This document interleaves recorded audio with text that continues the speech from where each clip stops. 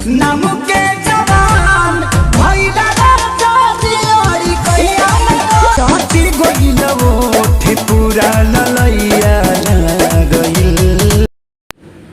भाई लोग ये देखिए डिम्पल सिंह का जो एक वीडियो है सोशल मीडिया पे काफ़ी तेज़ी से वायरल हो रहा है। जी हाँ दोस्तों, इतना दिन जो है खेसारी लाल यादव जी का बुराई करते रही डिम्पल सिंह, लेकिन फ़िलहाल जब से पवन सिंह से मिले खेसारी लाल यादव जी तब से है सोशल मीडिया पे काफ़ी सनसनी से छा गया और सोशल मीडिया पे जो है वीडियो तेज़ी से वायरल हो रहा है डिम्पल सिंह और खेसारी लाल यादव जी का। जी हाँ दोस्तों, खेसारी लाल यादव जी के एक गाने पर जो है डिम्पल सिंह का बवाल रील वीडियो सामने आया है, जो कि आप लोग वीडियो के शुरुआत में देख ही चुके होंगे। तो बस यही बताना था दोस्तों, अभी जितने भी अपडेट आ रहे हैं, क्योंकि खेसारी लाल यादव और डिम्पल सिंह एक साथ फिर से आ रहे हैं एक नए गाँव में, सारेगामा हम भोजपुरी के प्रोजेक्ट में।